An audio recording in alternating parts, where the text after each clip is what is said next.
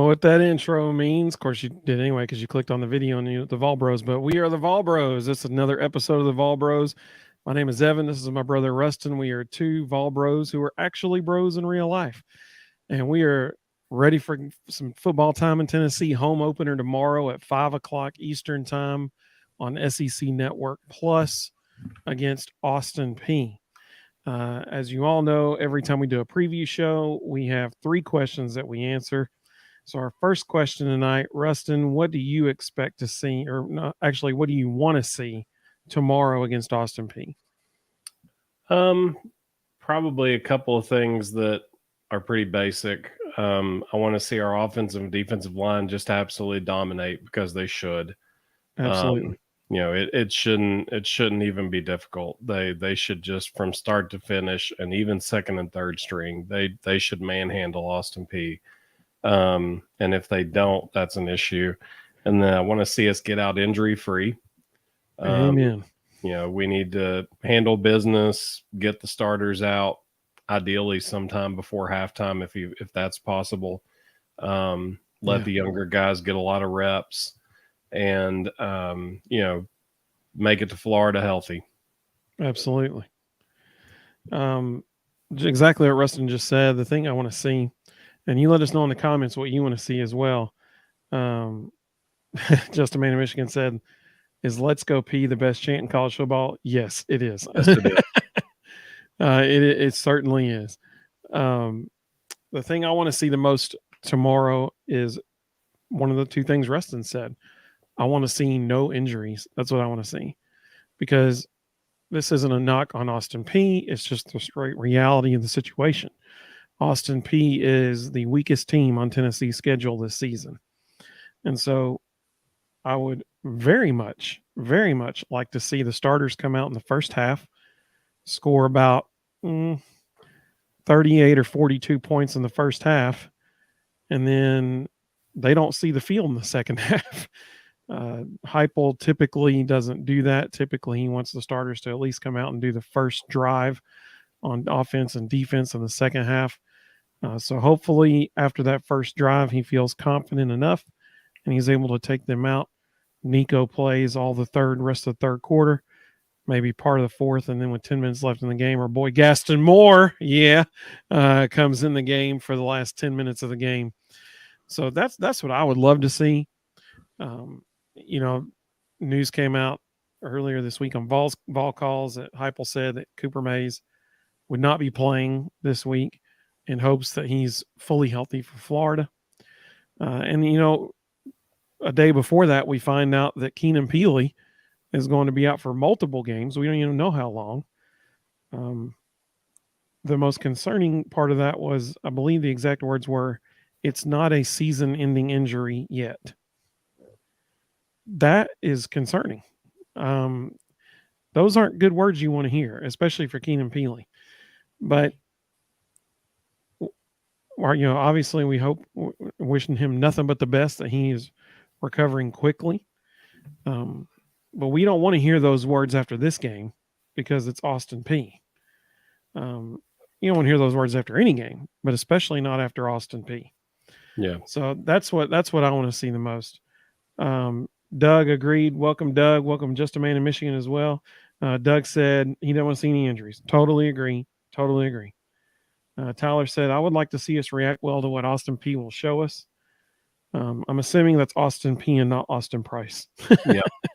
They know that Price they're might be able to play about as well as Austin Peay. By the way, welcome, Tyler. It's good to have you with us. He said they know they are outmanned and outsized. Absolutely. So they will try to do some trickery. 100%. Yes. Then obviously no Cedric-like injuries. Absolutely. Yes. I would highly expect to see like a double pass, maybe a tailback pass, something like that. They're going to pull out some tricks. I wouldn't be shocked if that's the one positive. That's the one positive about this week. They know they can't run the ball.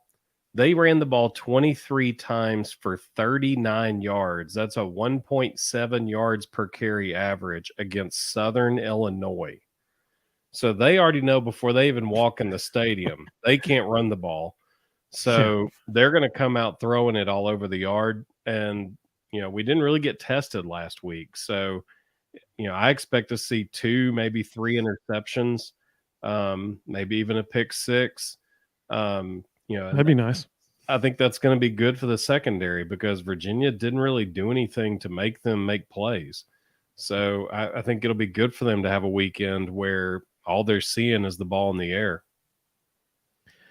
Yeah, I mean, I totally agree. I would not be surprised at all if we see some fake punt tomorrow against Tennessee, and it'll be interesting to see how Tennessee responds to that. Because listen, they saw the tape last week. They don't want to kick the ball to D. Williams, so I would not be shocked if we see a fake punt. Just a man in Michigan said, "No offense to Austin Peay, but Kyler Kerberson said on his podcast that he played high school teams better than them." That's pretty good. There's a couple in the national top 25 right now that might be. There's some high school teams out there with a ton of Power 5 kids on it, and they could probably play with them. I mean, since Will Healy had him playing really well. Like when he was at Austin Peay, they were a pretty good team. Since he left, they've just steadily gone downhill. And I would say this is probably based on what we saw last week. I don't want to overreact to 1 week, but based on what we saw last week, I don't see how there's any way we could say this isn't the worst team they've had in a long time, which, stinks for them, but hopefully it'll be pretty good for Tennessee tomorrow. Vols time, welcome. He said, "I like to see Nico get more playing time. I think he will tomorrow. I hope you will tomorrow. Yeah, I think he gets at least 2 quarters tomorrow. Because if he doesn't get a lot of playing time tomorrow, then that means that Tennessee's struggling on offense, which that surely will not happen. Like I said, I think definitely in the second half you'll see Nico come in. If, like Rustin said, if Tennessee can get a pick 6 or something like that and get a few extra points on the board, in an unusual way in the first half, you may see him even earlier. Who knows? Just a man in Michigan said, "Names I want to hear: Nico Iamaleava, Cam Seldon, and Caleb Webb." Yes, absolutely. I would love to see Cam Seldon get a kick return in there. Obviously coming out of the backfield too, but I would love to see Cam Seldon get a kick return. Carl, welcome, buddy.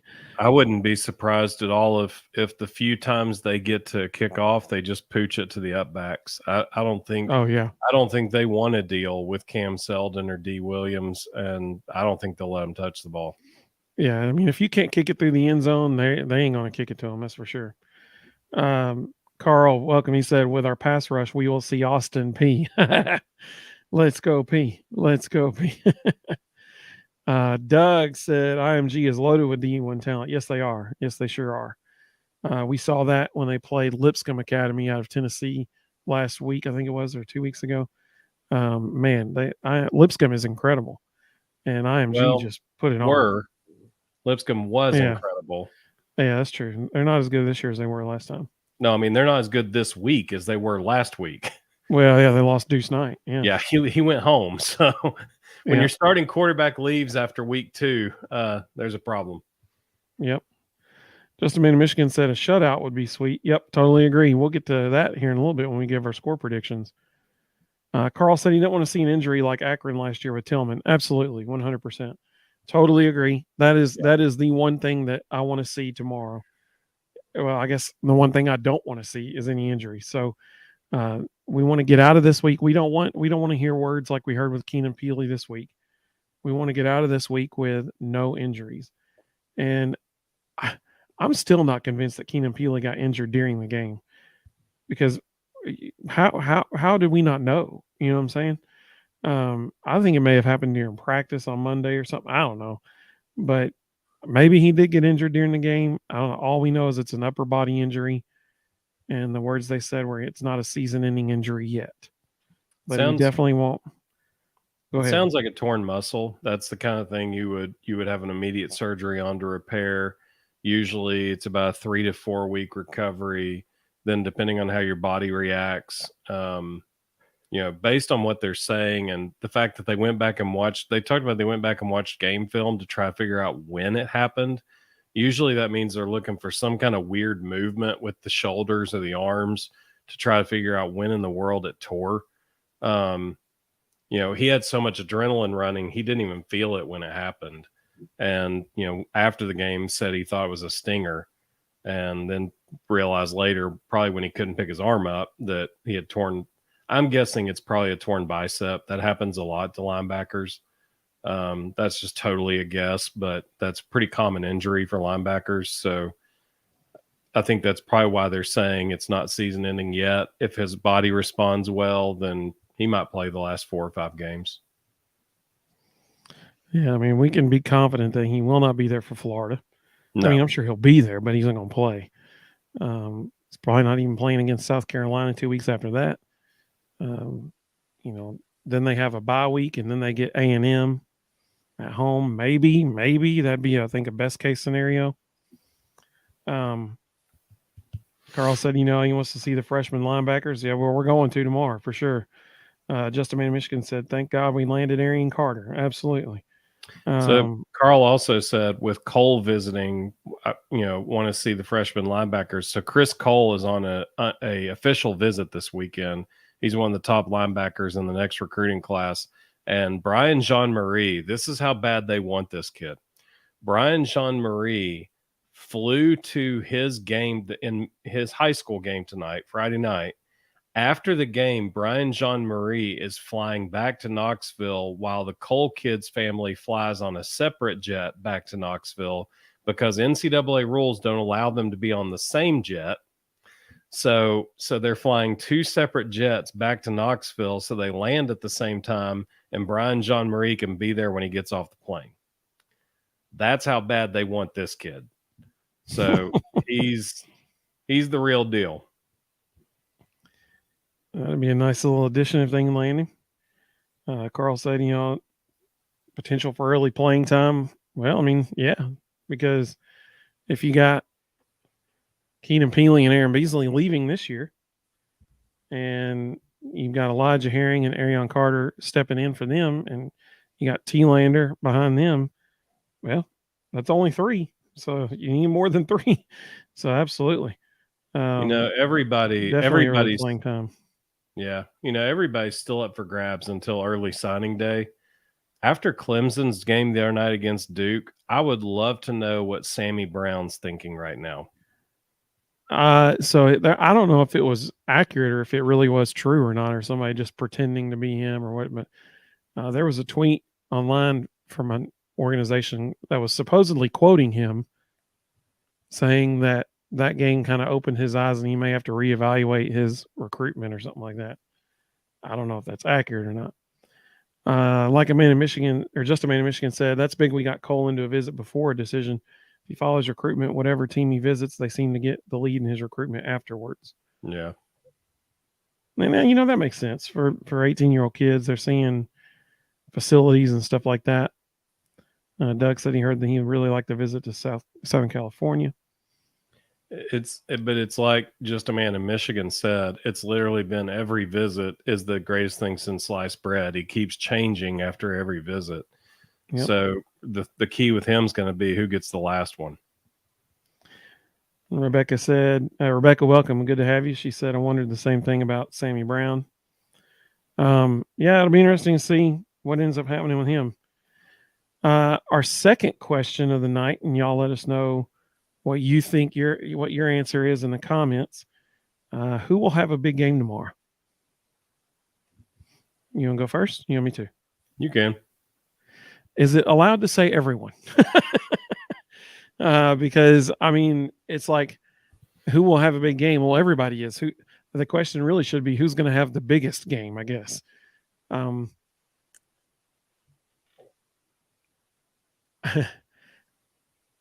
If Dylan Sampson keeps getting put in like at the end of a drive when we're within 5 yards of the end zone, it's hard not to say him because he's going to keep scoring.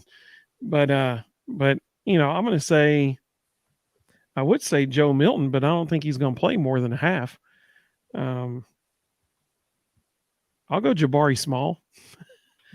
I think Jabari will have a good game because I think Jabari will get in there a little bit in the second half too, and I think you'll probably see Cam Seldon and Khalifa Keith a whole lot in the second half. So I'll go Jabari Small. What are you gonna say? So you can read Tyler's comment. That's my answer. The running back room. Tyler said the running back room. Yeah, Doug agreed. He said Jalen Wright. So I honestly don't think Joe plays in the second half. I would not be best case surprised. scenario. I would not be surprised if we see Nico in the second quarter, late in the second quarter. Because remember, it's not Josh Heupel doesn't pay as much attention to the score as he does total possessions. And when they go into games, they script out how many possessions do we believe we're going to have. And so he's already got a plan in his mind of how many possessions he wants Joe to get. So if we get a couple of turnovers, we get a few early possessions, on a short field, all of a sudden Joe gets the 6 or 7 possessions that Heupel wants him to get, and there's still a couple of minutes left in the first half. I think we probably see Nico. I mean, again, let's not forget though, they are campaigning for a Milton Heisman here. And so this is an opportunity to pad the numbers a little bit, I guess we could say. So we'll see. The Southern Illinois Salukis hung 440 yards on Austin Peay last week. I hear the Salukis are a powerhouse offensively, though. So without giving away too much of my score prediction at the end, I think we score on our first 7 possessions. And I think we've got in the first half. So I think we're up 49-0 at the half. And I think that's enough. I don't think Joe – I think if we score on our first 6 possessions, he doesn't play the 7th one. Yeah, I think that's totally fair. And they don't Southern Illinois ran through Austin Peay like a sieve. So if Southern Illinois can do that, they ain't tackling Jalen Wright. They ain't tackling Jabari Small. They ain't tackling Dylan Sampson. And then the entire second half, they ain't tackling Cam Seldon. So, yep. Justin Man in Michigan's prediction is Cam Seldon going to feast. I wouldn't be surprised if he scores 3 times in the second half. Mr. Jones, welcome, Mr. Jones, predicting Dylan Sampson will have a big game. I like Carl's answer. Carl said Dante Thornton, we're going to get him in stride. I totally agree. I think that is a fantastic answer. I think that is a really, really good answer because it'll be interesting. I don't think we'll see Squirrel very much. No. Squirrel got a little bit injured in the Austin Peay game. No, I'm sorry, not Austin Peay, Virginia game. So I don't know if we'll see Squirrel at all tomorrow because he didn't have to play. They might want him to play a couple possessions, but I don't think it'll be more than that. And so I think that's a great answer. Carl said Joe shouldn't play much, then bring in Nico. Agreed.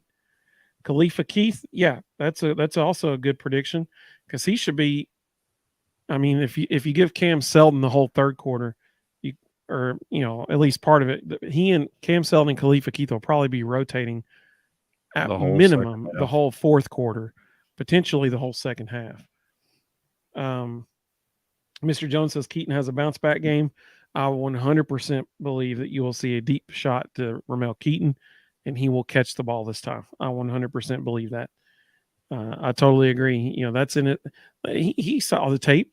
He had to sit in the team meeting while they watched it, and they watched him drop it. He don't want that to happen again. I totally agree. Mr. Jones, you are a national treasure. I love the puns he gives us every time. Keaton be eaten. There you go. That's exactly right. That somebody needs to write that on a big poster board and hold it up during the game. I think the other position group you're going to see have a big game is the defensive line. They're going to be able. They're going to be able to send 4 every down and get to the quarterback. And so they're just going to be pinning their ears back and going. So you're going to see Joshua Josephs back there a lot. You're going to see Tyler Barron. You're going to see James Pierce. You're going to see Roman Harrison. I mean, you're just going to see guys flying in the backfield all day long. Mr. Jones said wide open passes are the hardest to catch. Yeah, I can. Yeah, you have more time to think about it. If it's a close coverage, you just react. You don't think.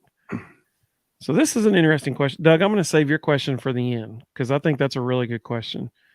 So we'll come back to Doug's question here in just a minute.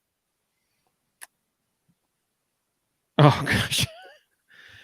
This might be so it's like that Andy Bernard episode where he punches the wall and he turns around and goes, that was an overreaction. I think Just a Man in Michigan is being using a little hyperbole here. He said, I think the worst blowout in the history of football is 222-0. That would be the score if we played the starters the whole game. It's possible. You know what? Maybe last year, but now that the games are shorter because the clock keeps running, I don't know if we can get that far. Let's see.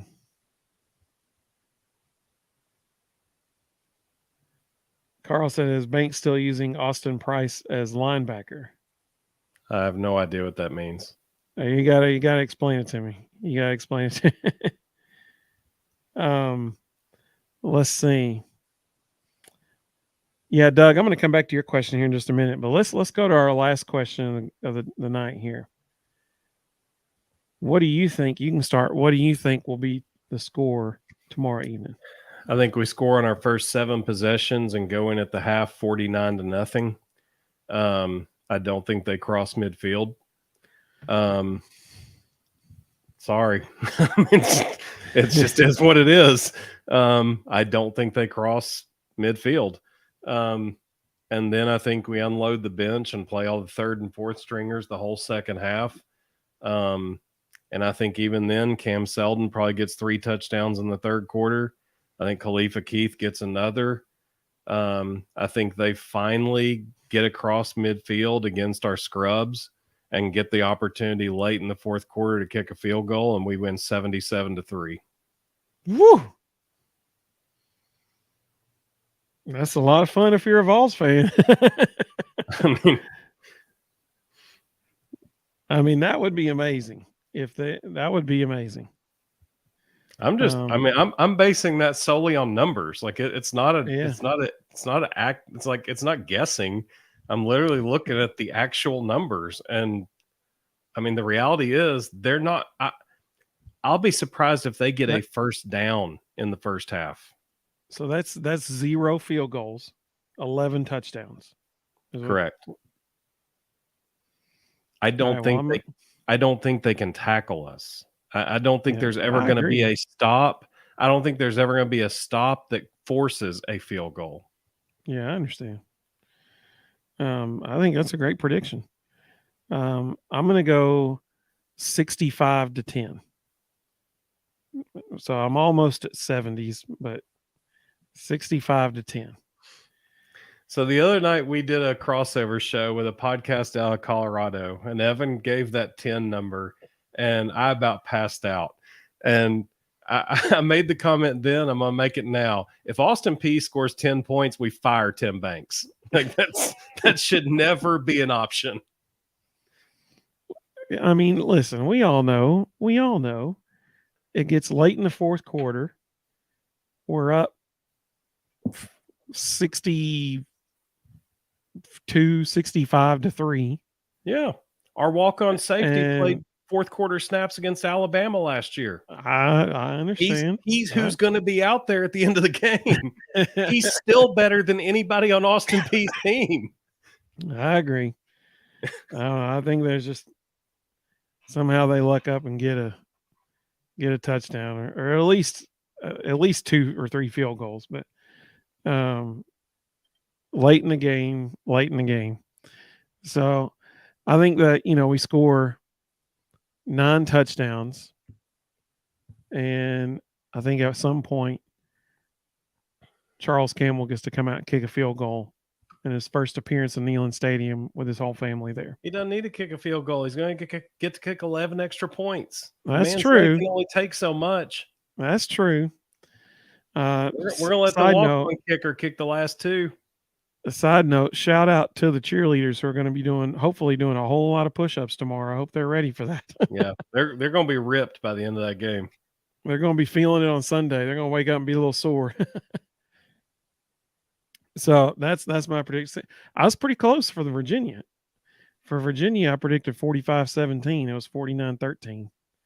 That's pretty close. Only 4 points off both sides there. So I'm going to go 65-10 for this one. Let's see what other people I'm going back up to where I left off here. Yep, there's been a bunch of comments. So Mr. Jones said 70-0. That's possible, actually. That's totally legitimate. It's interesting. Rustin said 49 points in the first half. So that is actually not unprecedented, even for this very early season that we're in. No, we did it to Missouri 2 years ago. Yeah, Missouri's a whole lot better than Austin Peay. But like last week, even Oregon scored 50 points in the first half on Portland State or whatever it is. They ended up scoring 81 in the game. But they scored 50 in the first half. So that's already been seen this year, actually. So it would not surprise me if it's up near the 70s. Rustin thinks it's going to be 77. It very well could be. So 70-0. Hey, that'd be awesome. Tyler said, whatever Rustin says, Vols covers 62.5. I agree. Is that the number? Sure. Is that the over-under right now? No. There's no way that's it. If that's the total point margin right now, that's got to be over that. You would assume people would be believing that it would be more than that. Now I'm really curious. If 62.5 points is the total for tomorrow, I would be saying, yeah, you can bank on it being higher than 62.5 for sure. Carl said, oh, nice, Carl. That is a nice one. I like that. So Carl just explained the Austin Price comment when he said Tim Banks. So they did adjust it today. So the spread is now 38.5. Put all your money on that because we'll absolutely cover that. And the over under is 62.5. Oh my goodness, that's an easy one. Some pretty easy money there, especially that spread. Bet your house on that spread. Yeah. So Carl, I like this, man. This is a deep cut. I like this. He said when Tim Banks first got here, Austin Price told him that, it was in a presser, and Austin asked him, and Tim looked at Austin and said they were short on players, could use some help with some linebackers. That's pretty good. I like that. I learned something new today. That's what I'm talking about. Learn something new every day. Thank you, Carl. That's awesome. Mr. Jones said, we don't got no scrubs. Yes, we do. They're called walk-ons. Some of them are pretty good. Some of them are pretty good, a.k.a. the safety who played against Alabama last year, who actually got some meaningful snaps against Virginia as well. But they're still walk-ons. That was like a TLC reference. That's what I'm talking about. Yeah. Shout out to the middle school days right there. Just a Man in Michigan said he agrees with Mr. Jones. 70-0 is his prediction as well. Rebecca liked the 77-3 one. I think she liked that one. That's what I'm talking about. Just a Man in Michigan said they're not scoring 10. They're probably not. I agree. But it might still be, a little bit of battered Vol syndrome left in me that I've seen too many big plays be given up. You just never know. But how nice is it that we can say it's a little bit of leftover battered Vol syndrome? I think they might score one touchdown and get 10 points after, have a field goal and a touchdown. How nice is that? It used to be like, oh man, they might score like 20 or something. That 2012 defense, that was a special group, wasn't it? So that's it's nice to be able to say that this is we're being generous by saying they might score 10. I was being gracious at 3. Mr. Jones bringing his A game. Austin Pu, nice, but Carl said, just take your beating and your check. Yep. I mean, let's be honest. It's not going to be pretty for Austin Peay, but they are funding their whole athletic department's yearly budget tomorrow. That's what's going on. Yeah. Their head coach is Scotty Walden, and when he gets back to campus, they'll all immediately hit the training room because they're going to need it. But the AD loves him because he's just about to cover the entire budget for the whole department. Carl said 62-3 is his prediction. I think that's a really good prediction, actually. I think that 100% could happen. Oh, by the beginning of the third. I should have read all of the comments there first. By the beginning of the third quarter, he thinks it's 62-3. Ryan said, Ryan, welcome, buddy. Good to have you. He said 73-3. Yeah, I mean, that's 100% possible. Definitely could happen. So this is interesting. Just a Man in Michigan actually thought about this while we were talking. He said Butch Jones, Oklahoma repeat, maybe 73-0. Actually thought about that while we were talking. Like, this could be the exact thing we saw last week with Butch. So that's actually a really good reference point, because I think we've got two known entities there. Like, we know we're better than Oklahoma. Oklahoma is not as good as Tennessee. But we also know Austin Peay is not as good as Arkansas State. So yeah, that's true. If Oklahoma can beat Arkansas State 73-0, yikes. Yeah, that's true. Michael, what's up, Michael? It's good to see you, man. So Michael's one of our very good friends. It's good to see you, Michael. He said, hope they're stocked up on fireworks if we score more than 70. I hope they have extra fire trucks available, because they might set the top of Neyland on fire. I love that. See, Michael, that is awesome, man. He's already like planning, like he's thinking practically and logistically here. I love it. That's fantastic. That's the accountant in him. I love it. You're right. I mean, they better be stocked up, and it's like they pull a Ron Swanson, give me all the fireworks you have. Wait, I'm afraid what you heard was, I need a lot of fireworks. What I said was, give me all the fireworks you have. So they announced today it's a sellout, which again, we sold out Austin Peay. I mean, come on. But it's a good thing it was a sellout, because they're going to need that extra revenue for all the pyro that's going to happen tomorrow. That stuff's not cheap. Yeah, exactly. Let's see. Carl said it all depends on if Heupel calls off the dogs. Yeah, I mean, that's exactly right.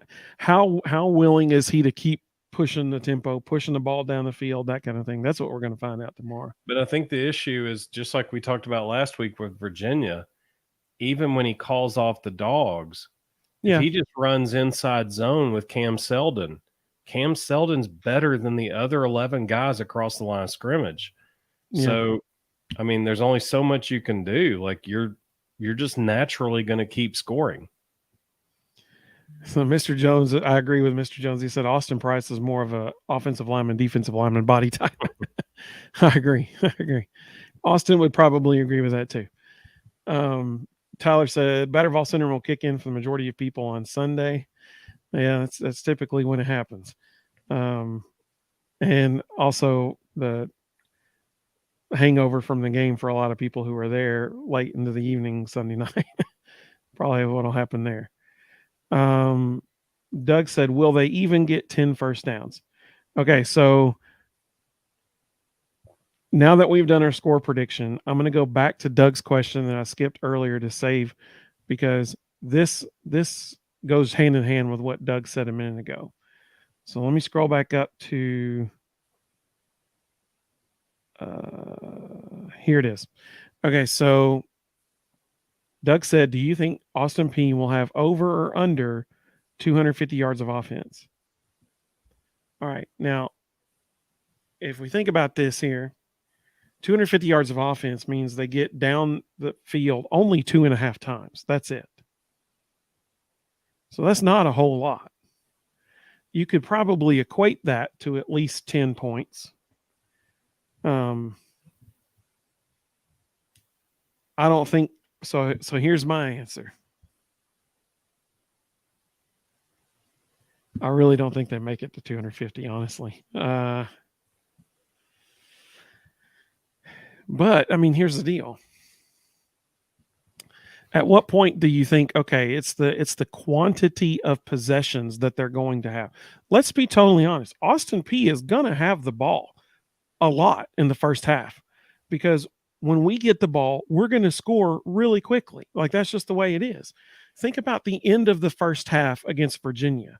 Virginia runs down the clock, calls timeout with 1 second left on the play clock, so they can kick a field goal with 1:45 seconds left. When the field goal is kicked, the clock goes down to 1:42. And then they kick off to Tennessee. Tennessee goes down and scores. And after we scored, there was still 6 seconds left on the clock. We scored in 1:36 seconds. And they were even taking their time on a couple of the plays when they got down in the red zone. Listen, tomorrow, if Tennessee wants to score in less than a minute, they'll be able to. That's just the reality. They could walk out there, say, all right, Dante and Ramel, just go. Just run. And they could run one play, throw it over the top of Austin Peay's defense and score in less than 20 seconds if they wanted to. So Austin Peay will have the ball frequently in the first half. It's just how long will they have the ball in each possession? Is each possession going to be a 3 and out? Will they get a first? So this goes down to Austin's other question, or Doug's other question here about Austin Peay. He said, will they even get 10 first downs? It's hard to say no because of the quantity of possessions that they'll have. So here's what I'm going to say. I'm going to say by the end of the game, yes, they will have 10 first downs. Will they have 250 total yards of offense? No. But will it be 240? Yes, that's my prediction. That's what I'll say. Because I'm sticking with my 10 points. And I think 225 to 240 yards of offense gets you 10 points. You're not gonna let your 10 points go. No. That's my story, and I'm sticking to it. Okay, well, just a man in Michigan had part of my answer. We only allowed Virginia 201 yards. So there's absolutely no chance Austin Peay's getting anywhere remotely close to 250. So you can go ahead and scratch that off. But let's just go strictly numbers. Okay. Against Southern Illinois, the vaunted defense that is Southern Illinois, they had 57 plays for 253 total yards. Okay. So they averaged 4.5 yards a play against Southern Illinois. That's not good. And somehow found a way. This is how bad Southern Illinois is. They somehow found a way to score 23 points in spite of only averaging 4.5 yards a play and only 253 yards of total offense. So just to be gracious, I'll give them their 4.5 yard per play average. They're not going to get 57 plays in because we ain't going to be on the field that long because they're not going to score 23 points. So we can cut the total plays in half to 30. And 30 times 4.5 is 135 yards. So I'll say 135 yards of total offense. I will say 3, maybe 4 first downs at most. Oh, man. At most. And they'll all probably And they'll all probably come in the fourth quarter against the fourth string. And that's when they'll get their 3-point field goal with a minute and a half left in the game. Oh, man. And hey, I hope you're right. And I would add what Tyler just posted. 20 of their 23 points against Southern Illinois came in the fourth quarter. Hey, man, that third string quarterback for Austin Peay, he can sling it. Oh, no, that was their starter. They left him in the whole game. Only one quarterback played against Southern Illinois. So when you laughed when I said my prediction, Carl liked it so much he gave us a $10 super chat. We love you, Carl. You're the man. That is awesome. Thank you so much, Carl. We really do appreciate that. Doug, hey, man, appreciate that. He said, love your show and let me ask you these off-the-wall questions. I love the off-the-wall questions because the off-the-wall questions are where we get to go into the numbers, and I love living in the numbers. Doug, seriously, thank you so much, man. We really appreciate that. $5, that's awesome. Carl, you're the man too. $10, that is amazing. Thank you so much. Y'all are very kind to us. Just a man in Michigan said Austin Peay freaking stinks. Yes, they do. Not only did they get 20 of their 23 points in the fourth quarter, all 20 of them were in the final 10 minutes. So they were down, at one point they were down 42-3 going into the fourth quarter against the high-octane Salukis. Southern Illinois sleeper dark horse. Yeah, they're going to be your group of 5 to make the playoff. The that's who the Pac-12 is going to reach out to next. Oregon State and Washington State are already eyeballing them. Yeah, how can we go get them? That's right. That's exactly right. Just a man in Michigan said Virginia only got 12 first downs. Hang on, I'm going to go back up. So Doug actually asked another really good question earlier that we're going to go back to about the running clock rule, the new clock rule. So we're going to go back to that. Mr. Jones said, next up, Vols beat down Florida. We shall call it the stomp in the swamp. Oh, I like that. Well played, sir. See, Mr. Jones brings the heat every week, man. This is awesome. Airsoft Info. Hey, welcome, buddy. Good to have you. That's a new name we hadn't seen before. Glad to have you with us. This involves going 12-0. Man, I hope so. That'd be awesome. That'd be fantastic. Let's see. Carl wants to play Butch. He wants to play Arkansas State. I do too. I wanted so badly when I saw that score. I was like, how can we get them on the schedule next year? Who can we cancel to add them? Carl said, can the scoreboard go to triple digits if we play Butch? Let's see. Mr. Jones said he's got a strategy to conserve the fireworks. He said they're going to limit the Vols to 1 bottle rocket per score because we're going to score so much. Carl said, yes, we will not be able to stop scoring. Mr. Jones, that's what I'm talking about. He's calling the shot. 15-0, undefeated national champions. That's what Mr. Jones is predicting. So just a man in Michigan said, UVA had 201 yards of offense. Let's see. Carl said they're going to have way under 250 yards of offense. Austin, let's see. Oh, gosh. Mr. Jones said Austin Peay will finish with negative yards. So I think that's actually a possibility at halftime. I think in the fourth quarter, they'll make up for it because they'll finally start moving the ball against our fourth string. But, I mean, you hate to say it, but when you just look at the raw numbers and you look at how badly they got manhandled by Southern Illinois, I'm not sure they will gain a yard in the first half. Like, I hate to say that, but it'll be like, honestly, it'll be a little bit of a letdown if they get a first down in the first half. It'll be a letdown. Somebody will have royally screwed up. They're going to get a first down. I'm telling you, if they run a slant or something. Maybe if Kamal Haddon reverts to old Kamal Haddon, he might give up a 10-yarder. But I mean, I have to sit there and go, you have to be able to throw the ball in order to complete that pass. And I don't know that they have anyone who can block our front four. that quarterback, that by the halftime, he may be begging to go back to Clarksville early. Can we just leave? Is there anybody else out here that can do this?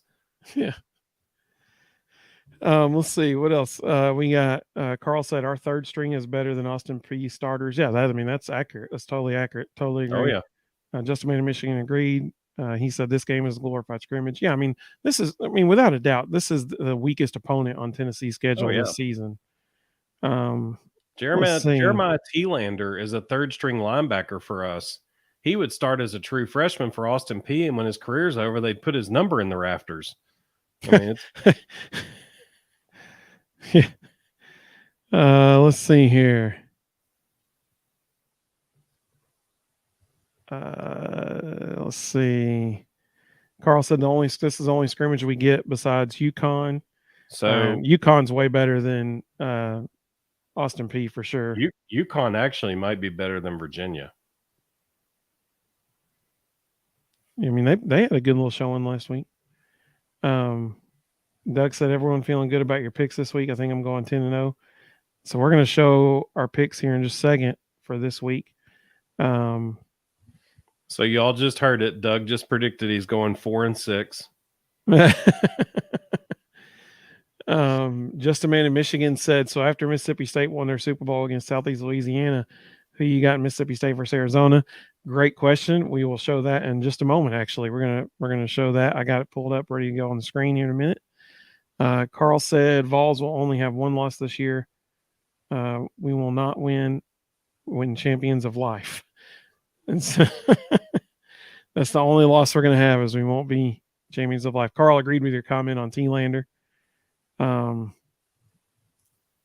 gosh, someone, please, no one jump off the stadium.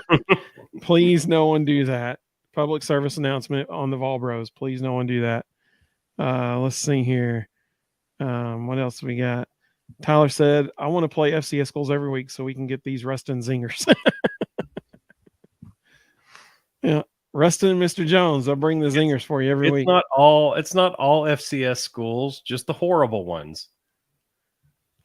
So before we show our predictions, I do want to answer Doug's question from earlier. Doug, you've been killing it with the questions tonight, man. Doug asked what our thoughts were on the new running clock. So I mentioned this. Hey, Brennan, welcome, buddy. Good to have you. We saw Brennan at Shane's Rib Shack tonight. He has good taste in food. Good to see you, man. Not a sponsor, but could be. Amen. That's exactly right. We are the DMs are open, Shane's Rib Shack, if you're watching this.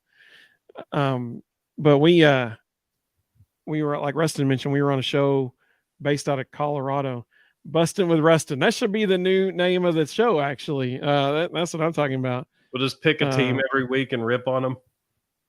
Mr. Jones said, Vanny might as well be an FCS school. That's pretty good. I like that. True. So we were on a show earlier this week in Big Shot with Rob, and you can follow him on Twitter, X. And we were on his show earlier this week, and this topic came up about the new running clock. So this past weekend really surprised me.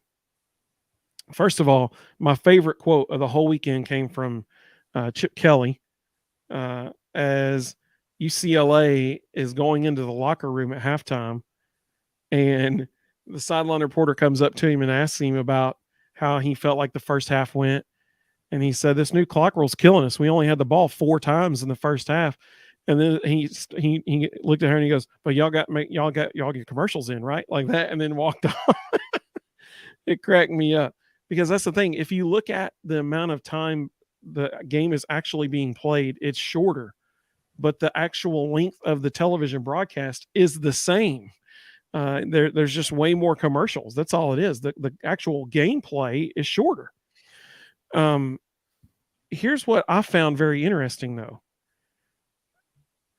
And maybe it's just all the stuff that I was reading, and there was other information out there and people just weren't really paying attention to it. I don't know.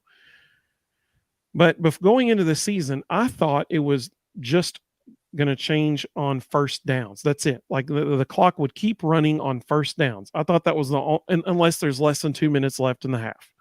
I thought that was the only change. That was not the only change. while I was watching the UCLA game, I noticed the dude ran out of bounds and the clock kept running. And I was like, well, wait a second. That shouldn't be happening, should it? So then the next night in Florida State, I was like, well, maybe I just misunderstood to dream that or something. It was late at night. Maybe I was half asleep. So I was looking specifically for that in the Florida State LSU game. And sure enough, dude ran out of bounds and the clock kept going. 20 seconds ran. They stopped the clock long enough to spot the ball.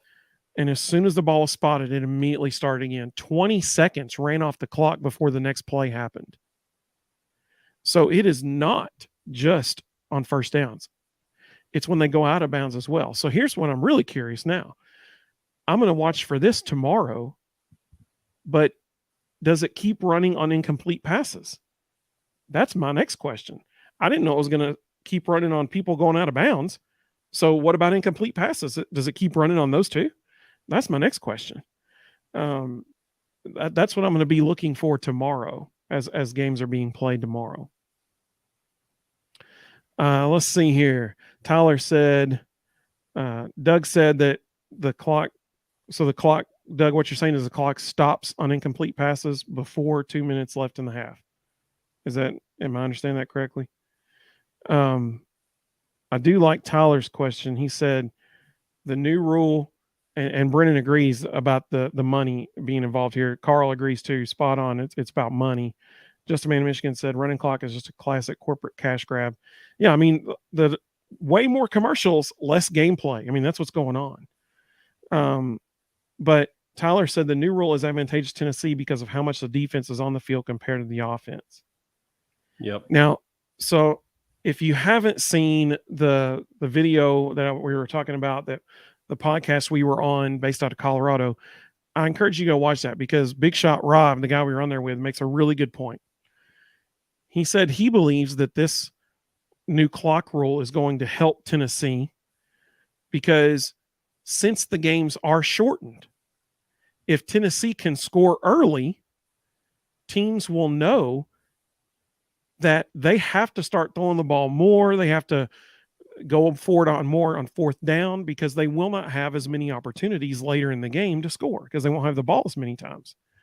So it's very similar to what Billy Napier did last year in Neyland. You know, Billy Napier, he went for it on fourth down, I would say at least 80% of the time, if not more, because he knew he had to play catch up. He wouldn't have the luxury of not going for it on fourth down. And that's exactly what we're going to see more and more and more of with teams playing Tennessee because they know they've just sheer amount of time, they will not get the ball as many times as they normally would. And so he thinks that's going to help Tennessee. And I thought that was a really good point. Mr. Jones says the clock helps our defense. Agreed. They don't have to be on the field as long. Agreed. Doug, thank you, Doug. I appreciate that. He said it stops on incomplete passes.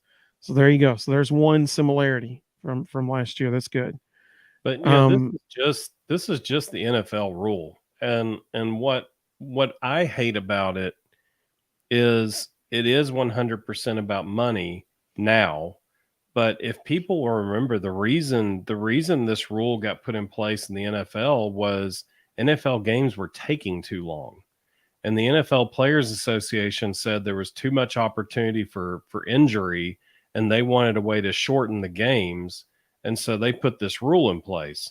Well, corporate America saw it as, that's fine, we'll put this rule in place and we'll play less football and we'll get lots more advertising. And that's how the NFL became a billion-dollar industry. But there's a big difference between an NFL fan and a college fan. You know, there's areas of this country where NFL fandom is pretty strong. You know, you go to Wisconsin, Green Bay Packer fans are rabid fans. You go to New York, Giant fans are rabid fans. But it's not like the SEC. And you know, in the SEC, we put the fan in fanatic. And, you know, it just means more, baby. Nobody in the Southeast and even the Midwest wanted less football. Like nobody woke up and said, hey, I hope the NCAA really shortens these games because I want to watch less football. But they saw an opportunity to copy the NFL. They saw the money the NFL made, and they were like, that's fine. If y'all are afraid of all these high octane offenses, we'll just put this rule in place and we'll make more money because we need to make as much as we can before the NCAA just completely dissolves altogether. So, let's see how much we can cash out before this thing collapses. Yeah, absolutely. Mr. Jones said our defense is improved, which gives us more possessions on offense. 100% correct. 100%. Absolutely. Mr. Jones, once again, proving to be a national treasure. He said they implemented the rule because the Vols offense was so good. The committee are all Vol haters. I love it. It's just another jab at Tennessee after putting Alabama ahead of them in the rankings last year at the end of the year. That's exactly right. Just a man in Michigan said East Coast is NFL all the way. Brennan agrees with you. East Coast is NFL in pockets. I would not say it, and it's still different. Like I lived in Atlanta for 6 years. Falcons fans enjoy going to Falcons games because of the fan experience and because of the stadium. They're not like waking up every day going, "Man, I really hope so and so linebacker's okay." If their strong side linebacker had an injury, they'd be like, "Oh, okay, cool. So what time's the game Sunday?" They're not as in tune as college football fans in the Southeast are. You go to Jacksonville, same thing. Jaguar fans, they're like, "Oh, we've got a cool stadium. It's a neat place to go. We'll go spend a Sunday afternoon there. It'll be great. It'll be sunny. We'll see, we'll do this, we'll do that." I mean, the Buccaneers had to put a pirate ship in their stadium to entertain their fans because they just don't care that much. And it's just a different animal. Like you can shorten NFL games and most NFL fans couldn't care less. And just a man in Michigan just clarified. He said he meant the Northeast, New York, Boston, Philly, Yeah. DC. Yeah, totally agree. Yeah. But even there, it's still in pockets. Like it's not overwhelming. One of my closest friends is from DC and he loves his Redskins and he still calls them the Redskins. But you see other members of his family and they're kind of like, is that Commanders team playing this weekend? It's just not, it's not the same. Carl said Titans versus Vols as an example. Yeah. I mean, Tennessee sets records in Nissan Stadium, not the Titans.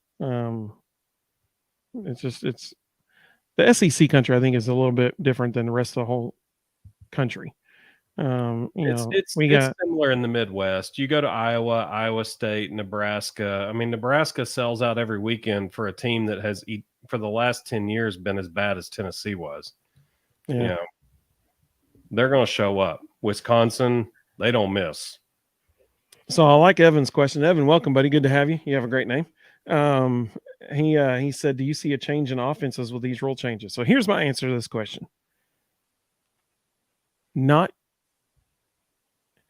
It's coming. I'll put it that way because this is brand new still. Like all these teams across the whole country have experienced this new rule change for 1 week now. A few teams that played week 0 games, they've experienced it for 2 weeks now. But here's what I think you'll see by the halfway point of this season. I just got a good comment down there. I'll get to that. Here's what I think you'll see by the halfway point of the season. I think you're going to see teams realizing they have to use tempo. They don't have a choice. They have to. And so I think you're actually going to see more and more teams speeding things up.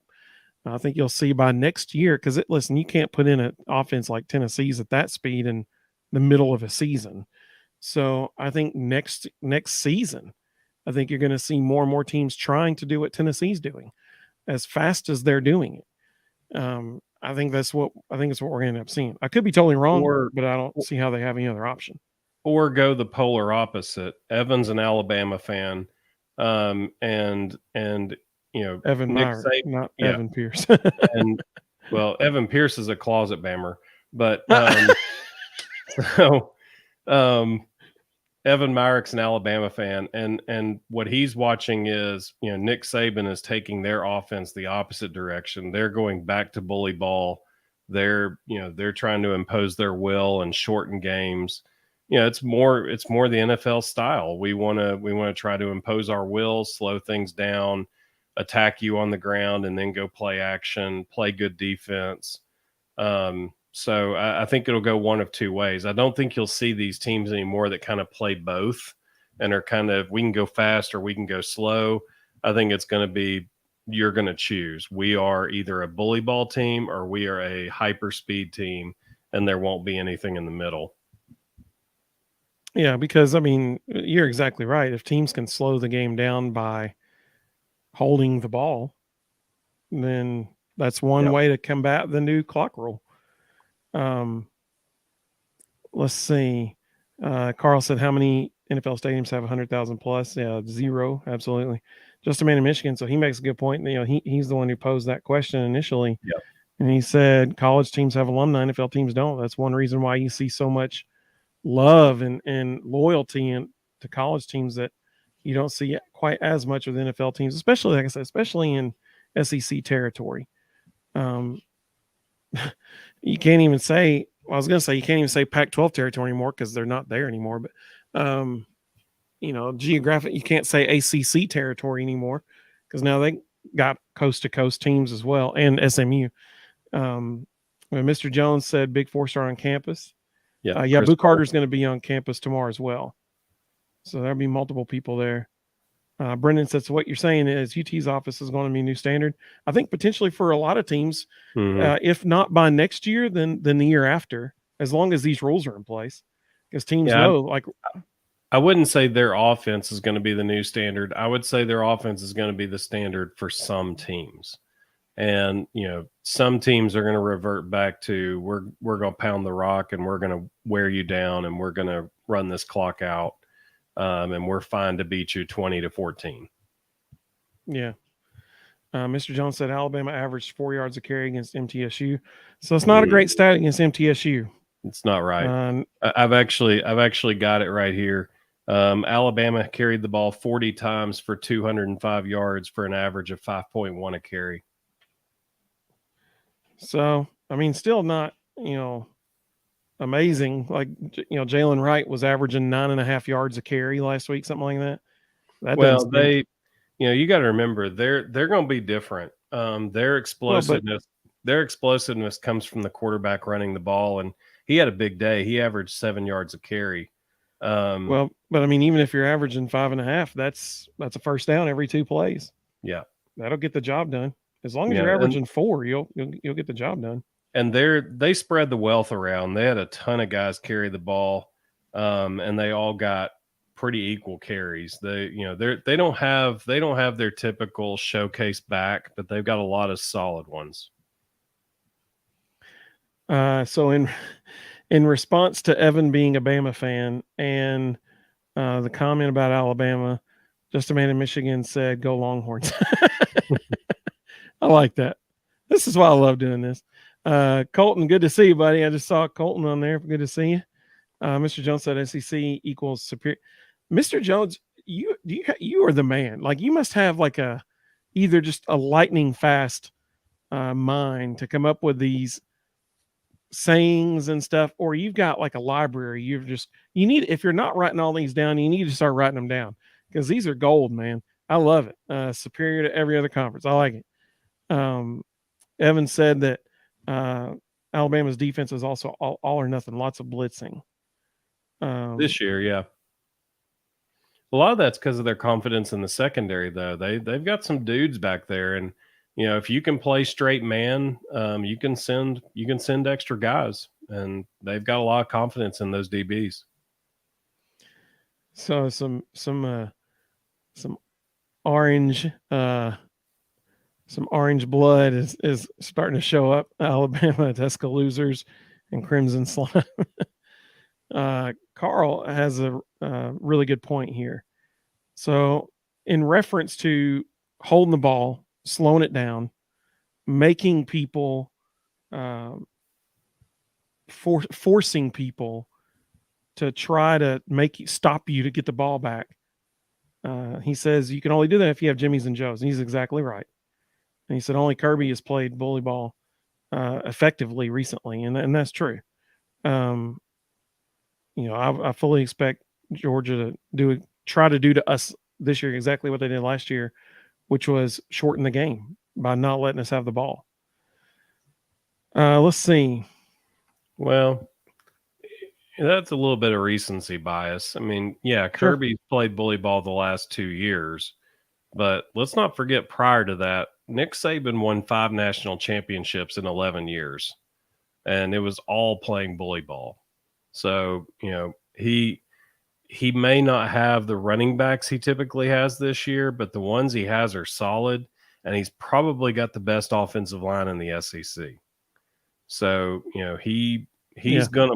gonna pound you. And when they play us, he's gonna be just fine if that clock rolls and rolls and rolls. And he's gonna try to eliminate possessions and make that the slowest game ever. So there's a little conversation happening in the comments right now. Evan, you're the man. Way to stay in here with us, man. Take some guts. I love it. Doug asked who has the better running back room, Tennessee, Alabama. Just a man in Michigan said Tennessee is better than Bama for running backs.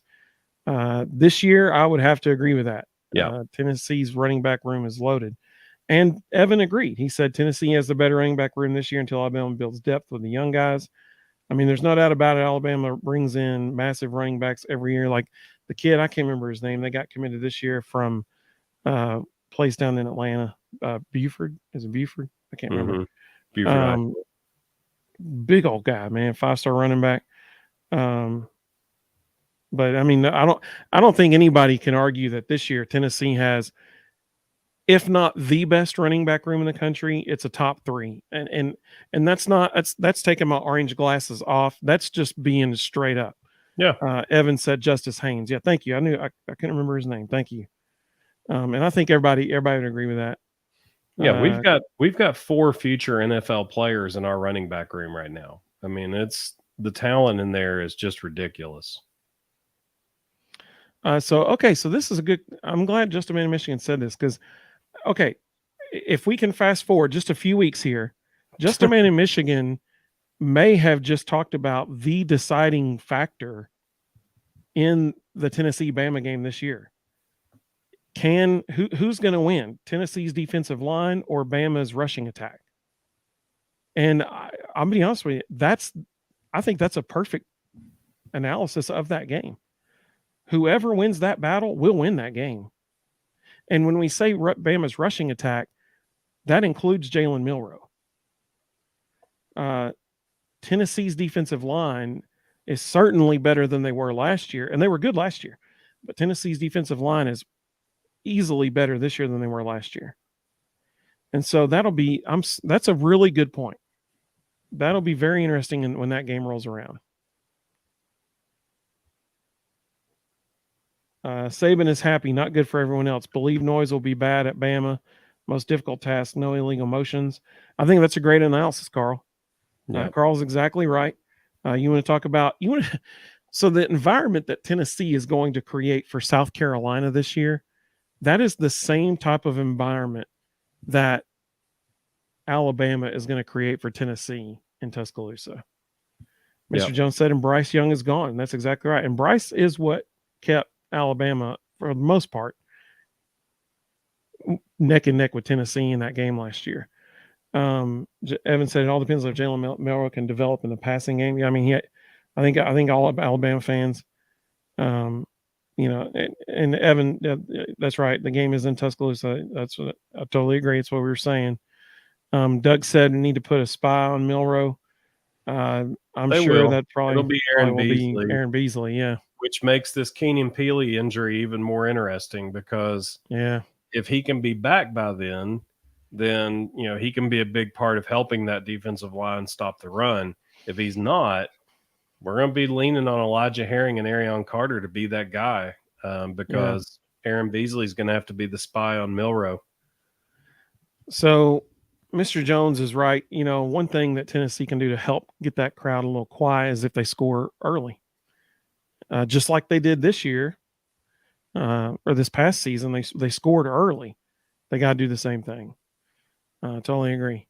Well, speaking of this weekend's games, let's let's go to the picks. So here's a very small, especially if you're watching on a phone, an showing of who everybody picked for the games.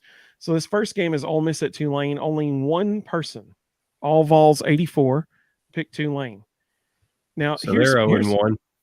Well, probably, um, but that no joke, that could end up being a genius choice, because if by some chance Tulane ends up winning that game, they have now just gained a game on everybody. And so that could end up being a really good pick. Very few people pick Miami. 4 people out of the 30, or we not everybody submitted their picks yet. That we had 33 people, I think, last week.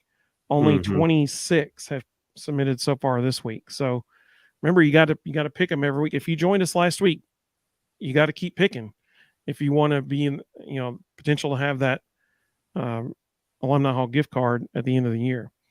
Iowa State, Iowa, we were almost split, almost exactly 50-50 across the board.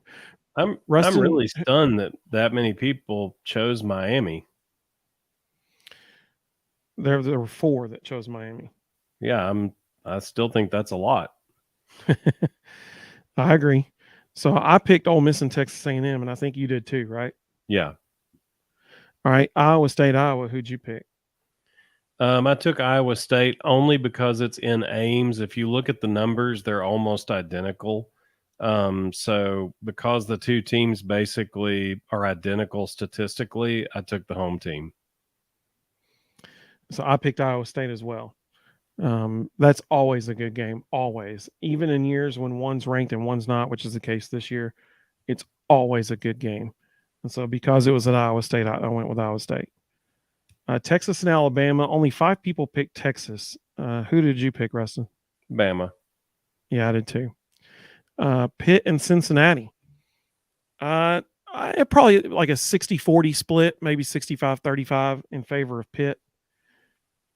Who'd you pick for that one? I took Pitt. It was a tough one. I struggled with that choice, but at the end of the day, again, this is very similar to Iowa State, Iowa. The numbers were almost identical. So I really took Pitt because they were at home. I took Pitt as well.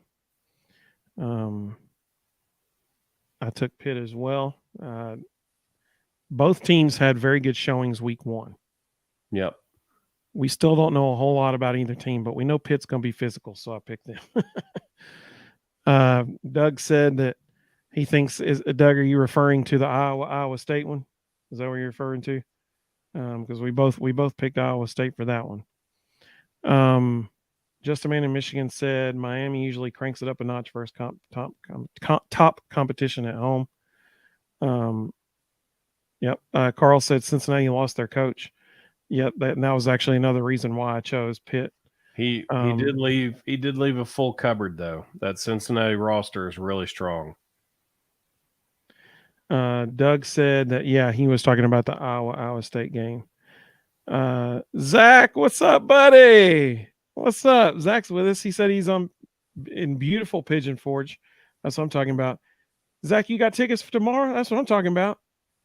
Hey man, go be loud. Let them know you're there. I love it. It's good to see you, man. Enjoy Pigeon. Say hi to Dolly for us at Pigeon Forge. That's awesome. Mr. Jones said when we beat Bama, we're going to storm their field and tear their goalpost down. And throw them in the sewer. Don't forget that part. He did say that. So this is maybe my favorite quote from tonight, because this is a really good reference to last year. Just a man in Michigan said, I don't want to age myself.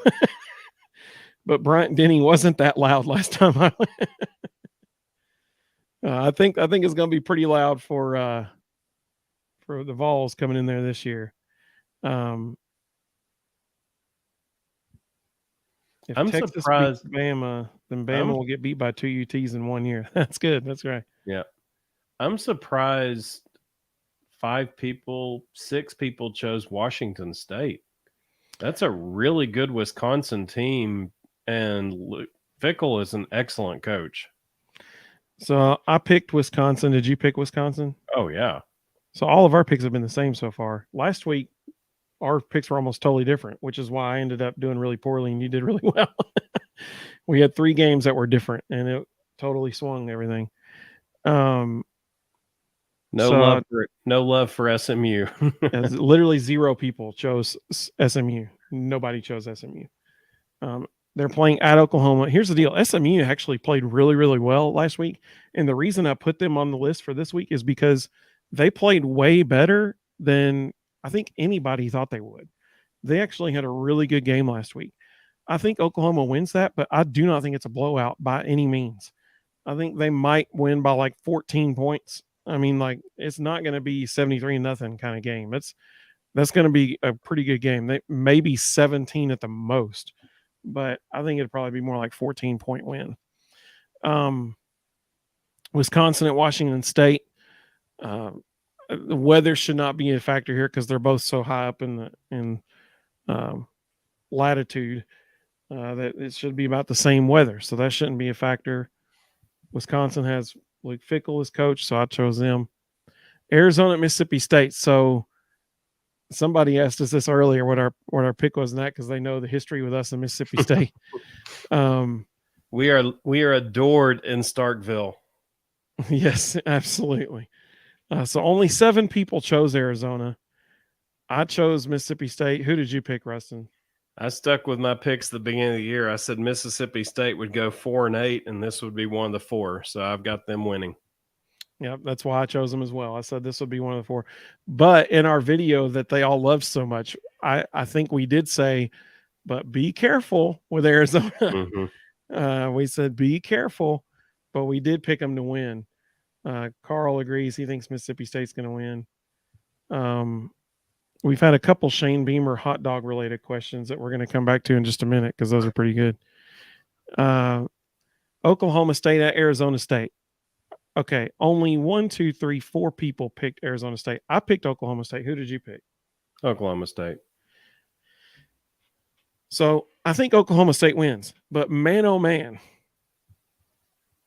you want to talk about a game that's going to be closer than the experts think. It's this one. Arizona State. Who was that team last week? I thought Arizona State would just lay down for the season essentially after they found out that they're not going to be in a bowl game. Dude, they came out and looked good last week. Like it was really good. Carl said he picks Mississippi State as well as Oklahoma State. I think Oklahoma State wins as well, but I would not be shocked if Arizona State beats them because it's at Arizona State, and Arizona State played well. Jaden Rashada, isn't that his name? Yep. Yeah, that dude was for real. Like he played really well. Miami offered him a lot of fake money. Yeah. There's a reason. So speaking of freshman quarterbacks who played really well, what's a kid for UCLA? Dante Moore. Yeah, that guy. Dude, he's for real. Yeah. It's like we talked about last week. Heupel wanted Nico or him. Those were the 2 guys he wanted. And Dante was interested in being a Vol, but Nico committed early, so Dante went to UCLA. But when Josh Heupel says there's 2 guys in the country I want, you're a baller. Absolutely.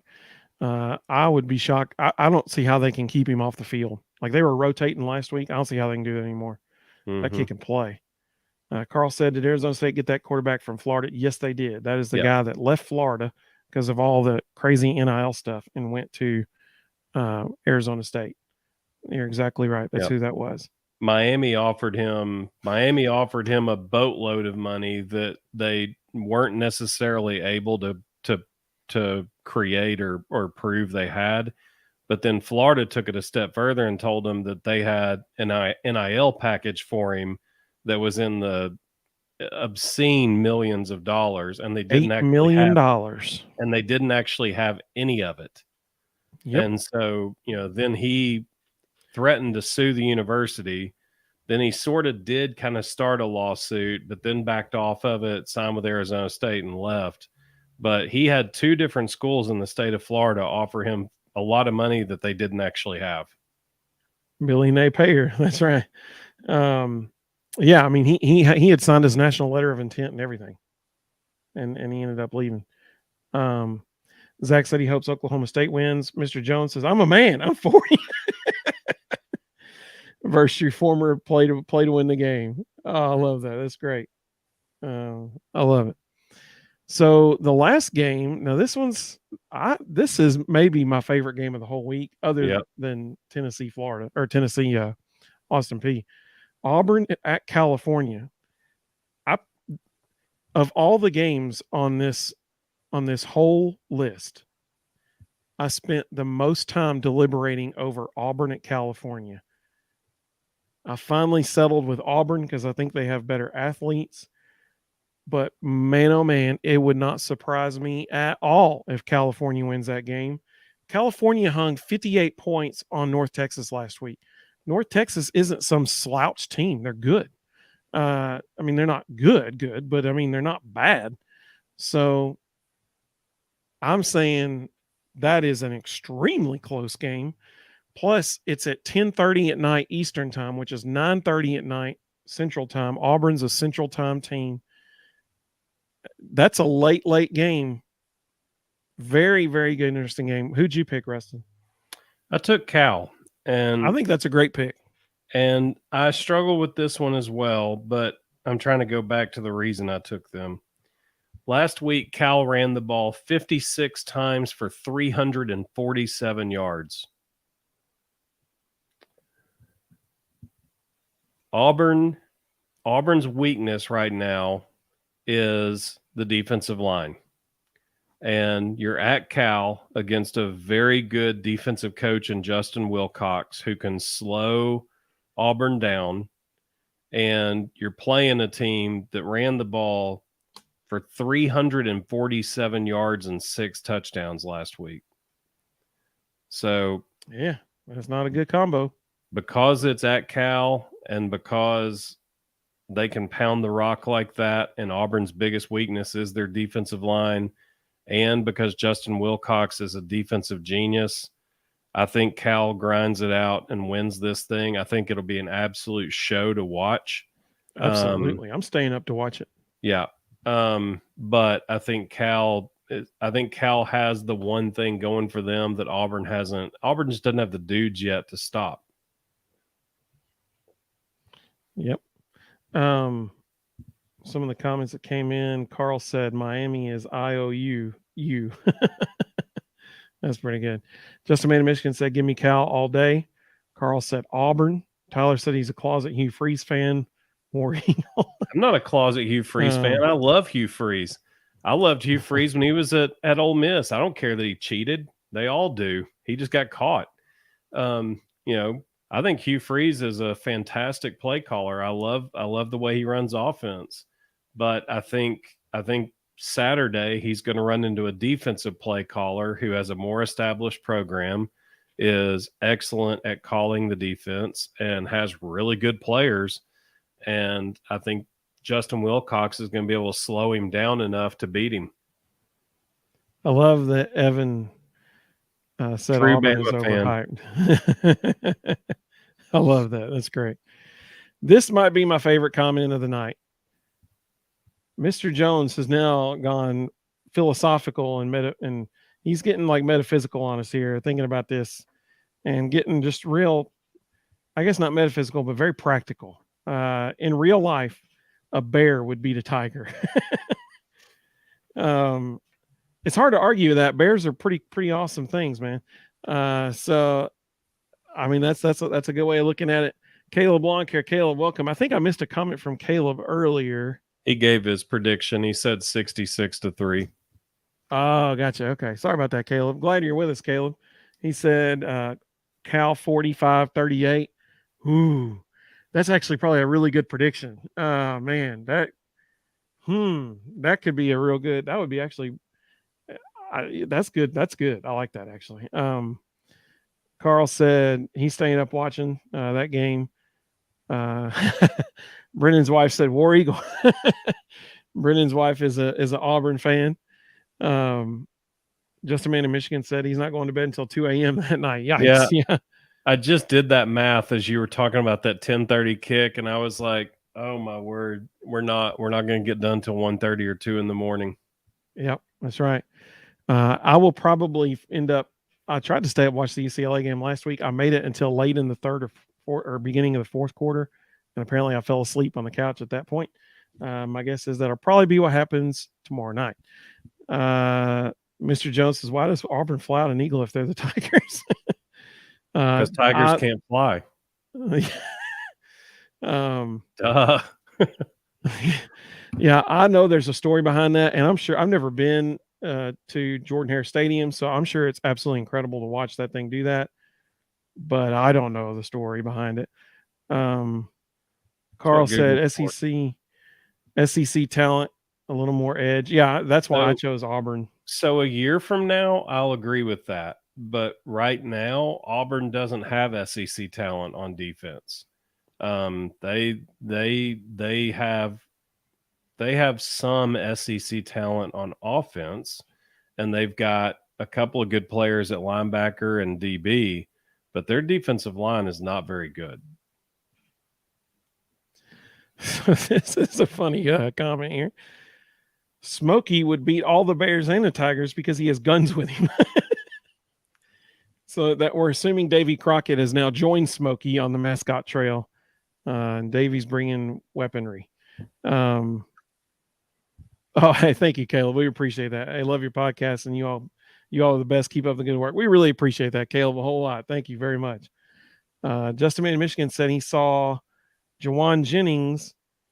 Wait, here, where'd it go? Here it goes.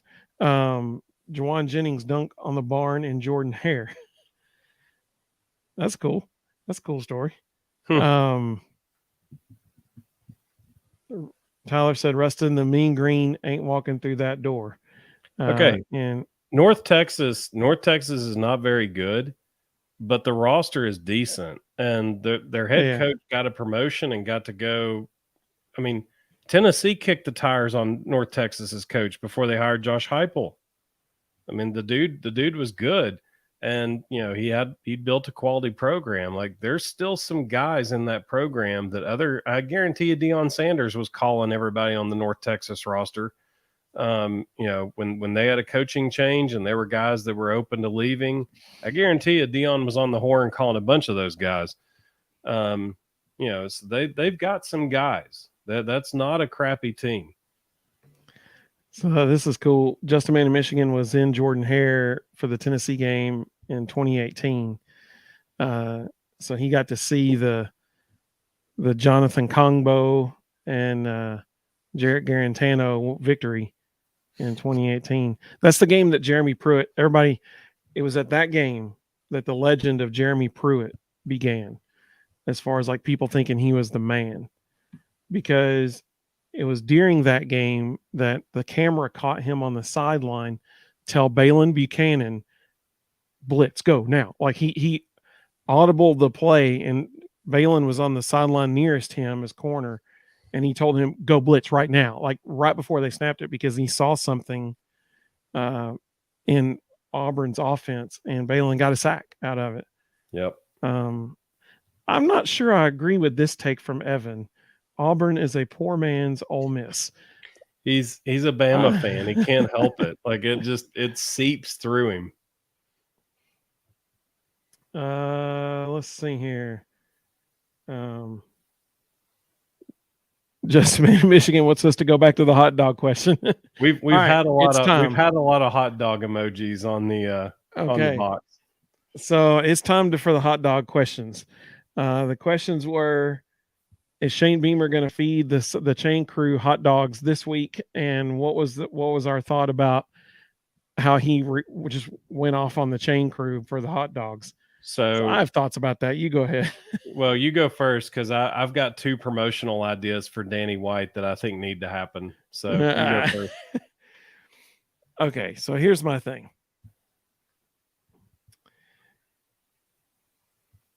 I think his logic and his reasoning made him look bad in the presser. Here's what I mean by that. When you go back and you watch, like I was watching it when it happened, I turned it on and they had just recovered an onside kick. So so we rewound it to watch it. So they come out of halftime, and both teams are on the field, and they're just kind of waiting. The referee's standing over the ball. They're just waiting. And South Carolina, and they had come out of the locker room knowing that they were going to run the onside kick. And so kudos to South Carolina's kicker, first of all, because that dude, he did awesome in that. He kicked it to himself, perfect recovery. But prior to that, he was selling it so much. He was running through, practicing a full kick multiple times as they're waiting. And then all of a sudden, they flash over with the cameras to the sideline. You see the chain crew come running out. And I don't know if they're in the bathroom or what. I doubt they were actually eating hot dogs. Apparently, they were still eating. That was Shane's take on it. But they come out, and so they show Beamer on the sideline, and he's like all mad and like throwing his hands up in the air and like what doing like this and stuff. Like he was mad and everything. And I was like, what's his problem? Well, then we come to find out, well, it's because he wanted to run the onside kick. But they got the ball. Like the chain crew did nothing to impact them getting that ball. They still got exactly the result they wanted.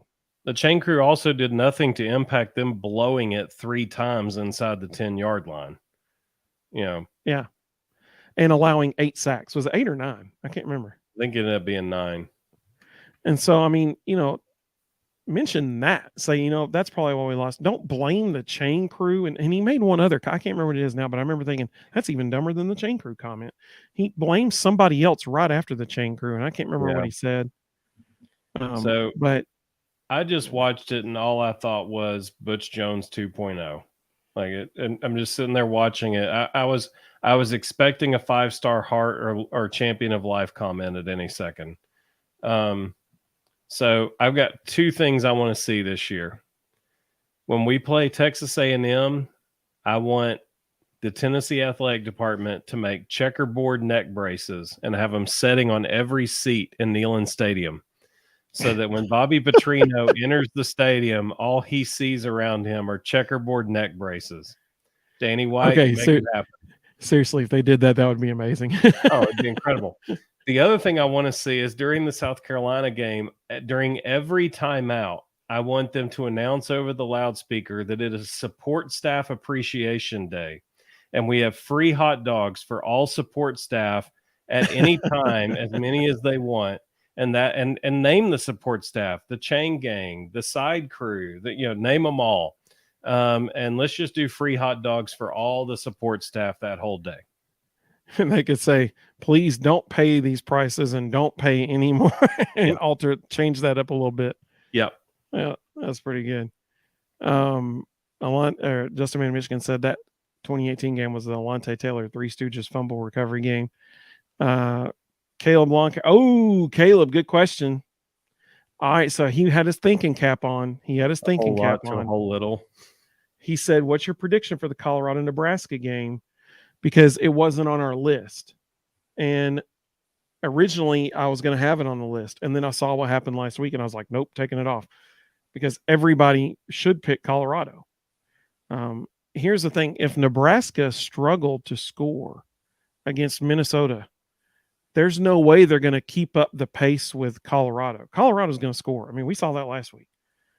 You don't throw for over 500 yards and score 45 points and it's like a fluke against a Power 5 team that was, especially one that was in the college football playoff the previous year. So I think there's no way Nebraska has a chance tomorrow, honestly. It's the home opener for Colorado. The stadium's sold out. There's going to be so much juice flowing. I mean, people are going to be so pumped up. I don't see how Nebraska wins that game. I think Colorado wins, and I think they win probably by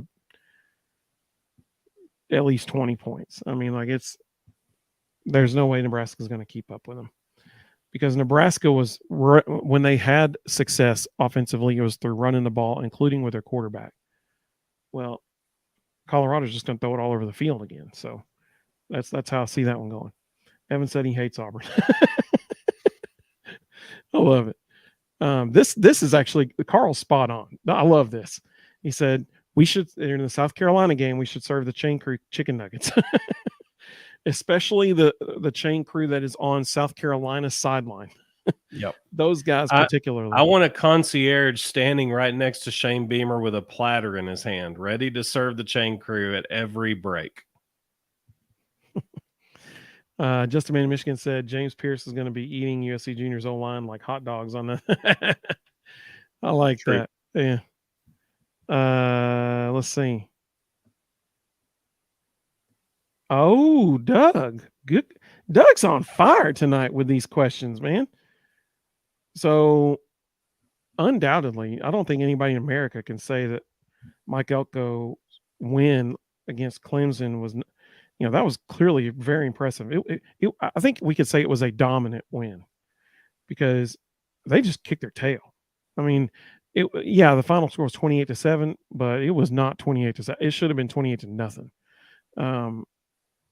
Dude slipped on the punt return, dropped the ball.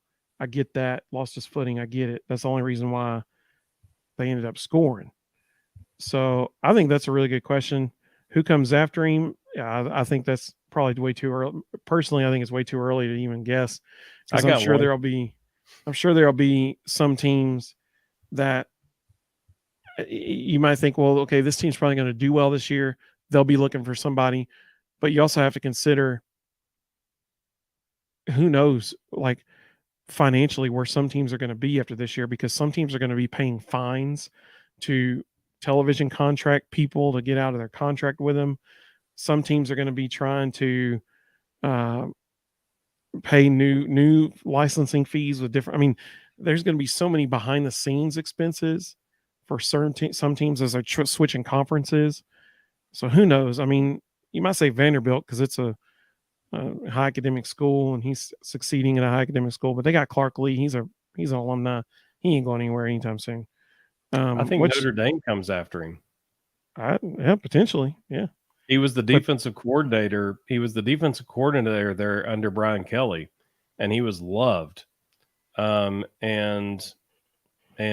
he, they're going to give Marcus Freeman 3 years, but if Marcus Freeman doesn't produce in that 3 years, in that amount of time, Mike Elko will have really established something strong at Duke, probably a couple of 10-win seasons. He's an easy target for them. They love him. He's already been there. They got all the money in the world. Notre Dame, they're actually started off well this year. Their game almost got on this list. It was Notre Dame and NC State, but NC State looked terrible last week, really bad. And so that's why I took them off this list for this week. Oh, Tyler, are you talking about Shane Beamer? Is that who you're talking about? Tyler said, yeah. For anybody listening to the audio podcast, go listen to him and his weekly presser. He talked to you more about it in week 3 or this week for 3 to 4 minutes. I'm guessing he's talking about Shane Beamer. Caleb said that's Beamer ball 4. You can't stand him. Mr. Jones said Beamer reminds me of the spoiled brat who throws a fit if he doesn't get his way. Yeah, actually, I totally can see that.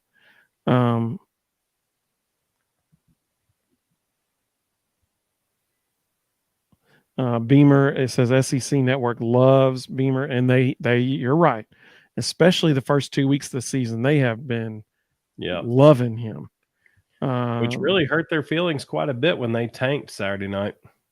Yeah. Justin in Michigan said bigger dork, Beamer or Drinkwitz. Drinkwitz. Tyler said I gave Nebraska a chance last week. So go Buffs. Yeah, I did too. I thought Nebraska would win last week, and it was close. It was, incredibly close game. But they're not going to be able to keep up with Colorado. He said SCO Buffs. He's making a Minnesota reference there. Oh, I didn't catch that. My bad. I'm not intelligent. That's my fault. So Just a Man in Michigan says Huskers will screw it up. Just another one possession loss. Okay, so here's the deal. If it's a one possession game, I think that it is really positive signs for Nebraska. Yeah, that means Matt Rule coached his tail off. Yeah, and that means they were really moving the ball well, because Colorado's going to score. Like, that's the bottom line. They will get their point. It's like Tennessee. They're going to score. They It's had can four you keep guys. up with them?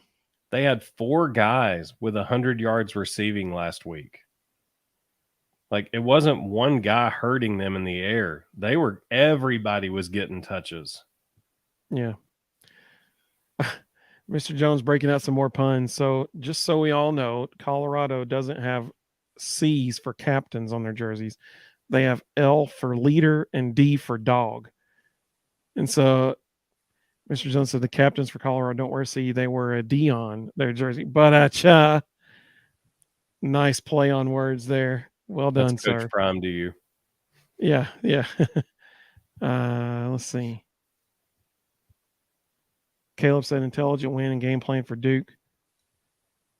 Yep. Mike Carl said Elko, we should that whole troll. staff did a heck of a job.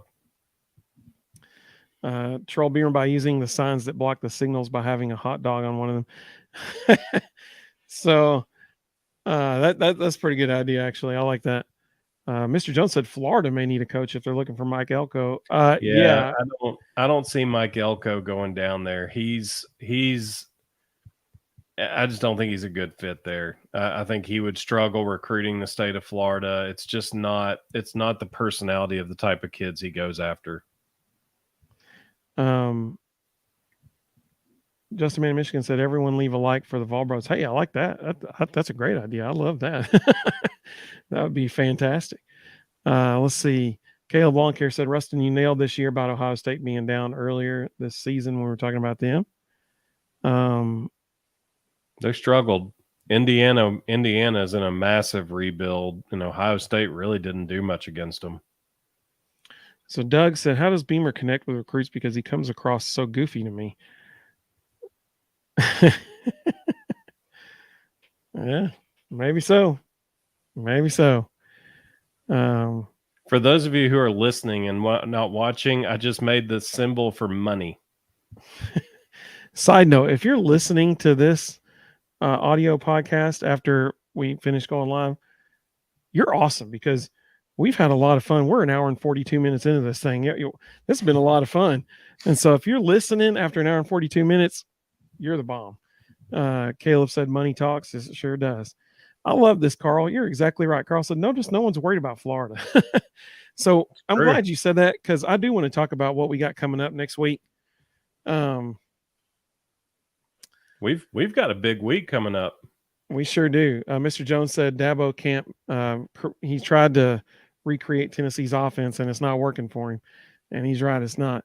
But I want to talk about what Carl mentioned here about Florida because this next week is loaded, y'all. Like, I'm so pumped up about the next week. So Sunday night, we're going to start doing our reaction shows on Sunday night.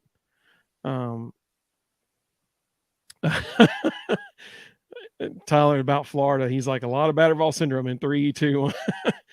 So we're going to start doing our reaction shows on Sunday nights because that way it's always consistent every week. Because, like, let's say Tennessee plays an early game at like noon or something, then yeah, we could go live Saturday night. But if they don't play until like the 7:30 game on SEC Network, then they're probably not going to be over until 11:30, and it's tough to go live that late. So just for consistency, so that everybody can kind of know on their calendar, okay, this is when it's going to be. We're gonna go live on Sunday nights from this point forward throughout the rest of the season at 9:00. So this Sunday night, we're gonna go live, and it'll be me and Rustin will have our reaction. We'll always do the 3 questions that we always answer. We always talk about our immediate takeaways from the game, our reaction to it. We talk about our player of the game and our play of the game. But at 9:25, so for the first 25 minutes, it'll just be us and you guys.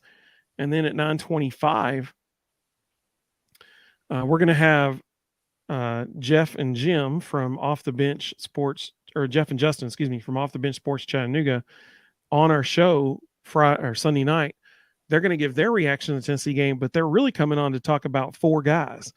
So tonight, 4 Tennessee commits are playing in the greater Chattanooga area tonight. Boo Carter and Marcus Gorey Jr. at Bradley Central are playing, and Lipscomb Academy came down to Baylor tonight, and so that means Spillman and Beasley are playing in Chattanooga as well this evening. So they've got guys at both places watching those games, and so they're going to be on. And Carl, great question. It's 9 o'clock Eastern. Great question.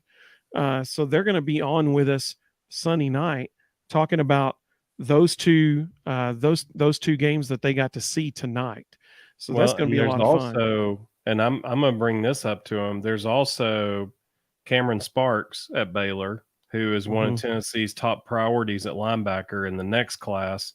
And then in the sophomore class at Bradley Central is Jalen Terry, who's actually taking an unofficial visit this weekend to Knoxville and already has a verbal offer from UT as a sophomore. So there's quite a bit of talent here. So that's going to be this Sunday night. Then on two, we're trying to go big for the Florida game that week, and so Tuesday night, Malik Foreman, former Tennessee defensive back, famous play at Texas A&M, running down the sideline, punching the ball out, sending the game into overtime. That Tuesday night, Malik will join us live. He's going to be on live, so be sure you're with us Tuesday night because you can ask questions to Malik live on the show. We got a few for him, but we're going to talk with him then. Then on Thursday night, which is when we normally do our preview show, we're going to have Thomas Edwards join us live on the show. And so we'll have two VFLs next week. You know, Thomas just wrote Running Through That T, the new country music song. It's fantastic, by the way. If you hadn't heard it, it's really good, actually. Great line, you know, like Moses parting the Red Sea, and every kid in East Tennessee wants to run and be running through that T. Talking about when the T opens up for the game. Dude, it's awesome. So he's going to join us Thursday night. So we got Malik Foreman on Tuesday night live at 9 o'clock Eastern. That'll be a special episode that we normally don't do, but we're going to do it next week. We'll have Thomas Edwards live with us on Thursday night, 9 o'clock Eastern. And then next Sunday night, I'm working on a guest for that one. I hadn't even told Rustin about it yet. So I'll tell you after we get done. News to me. Who we have? So I'm working on that one, and you will love that one too if I'm able, but I'm not gonna like say it now because they don't even. I'm actually gonna message them tonight, so they don't even know that I'm gonna ask them yet. But I've got a whole game plan set up for that one. So hopefully that'll be a really fun one too, and that'll be a live show next Sunday night at 9 o'clock Eastern as well. So huge week coming up for the Vol Bros this week. I mean, I'm super pumped about this upcoming week. It's going to be amazing. Fort Rep, great to see you, Fort Rep. That's a new name. I love that you're joining us. Thank you for joining us. Cam Selton gets his first touchdown tomorrow. Yeah, probably. I think that's a great prediction, actually. I think that definitely will happen. Yep. Mr. Jones said Heupel has cured battered ball syndrome. I agree. I totally agree. Caleb said, the NASCAR races in town when Tennessee plays Florida. They both start at 7. Yeah, I think I'm going to go with the Vols on that one. Doug, thank you so much, Doug. We appreciate it. You said really, really good show tonight. Doug, you were a big reason why it was a good show because you have so many good questions. That was awesome. That's what makes this fun, is when people bring up these awesome questions and makes us think, try to get, on what would be our answer to these things. I love that. That's what makes it fun. So thank you so much, Doug. You were a big part of that show tonight. We really appreciate it. So it's been a blast. Go Vols, 5:00 tomorrow on SEC Network Plus. It is not the regular SEC Network. It's SEC Network Plus. And so looking forward to talking about what should be a really big win. We'll talk Sunday night at 9:00 Eastern. Walk-ons and crawl-ons get their first touchdowns tomorrow. I like that. That's good. So thank you all so much for joining us tonight. We really appreciate it. We hope everybody has a great evening. Go Vols tomorrow, baby. And we'll hopefully see all of you again on Sunday night. Let's see. A couple more came in. Thank you, Carl. Thank you so much for joining us, man. We really appreciate you. Fort Rep said they're in town from Virginia for the game tomorrow. Oh, that's exciting. That's awesome. Caleb, good night, man. So glad you joined us.